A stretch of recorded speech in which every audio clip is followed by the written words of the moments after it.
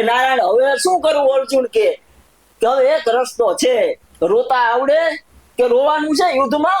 હું રાજપૂત છું, યુદ્ધના મેદાનમાં રોવું કે આ રોવું પડશે કે કા માને બોલાવાની છે, શક્તિ ને બોલાવે, બાકી આમાંથી કોઈ માને નો હરાવી શકાય. કે રોતા આવડે કે નારાયણ કેવું રોવ? ભૂખ લાગી હોય, ખાનેલે પોચાવાતું ન હોય, માં સમજતી ન હોય, કામમાંથી નવરી ન થતી હોય, એવું નિર્દોષતાનું રોતા આવડે? કે આ તો મંડ રોવા કે આવશે કે આવી સમજ રો એકવાર. એ મોઢામાં અંગૂઠો લઈને ચોદ્રમાનો અધિપતિ ભગવાન કૃષ્ણ અને વીરવર પુરુષ અર્જુન છે કુરુક્ષેત્રના મેદાનની બાલીમાં બે હાથ જોડીને ઉભા રહી ગયા. નમો બ્રહ્મ શક્તિ મહાવિશ્વ માયા, નમો ધારણી કોટી બ્રહ્માંડ કાયા, નમો વેદ વેદાંત મેષેશ ધરણી, અને નમો રાજકારંક પાછત્ર ધરણી, નમસ્તે નમસ્તે નમસ્તે ભવાની. અને એ કુરુક્ષેત્રના મેદાનની માલિકા જે શક્તિનું પ્રાગટ્ય દીવ રમજોડ જાંજર પાય રણકત થણકત કામની હાંડિયું ગરલે હાડ હુલ્લડ એ લડક ભોજા નામિયું બડી ટોળા ગાય હિલોડા મોજરાય રમક જમજમ ઠમક ઠમ ઠમ ઘુગર ઘમ ઘમ આઈના એ પરાશક્તિનું પ્રાગટ્ય થયું કુરુક્ષેત્રના મેદાનની માલિકા.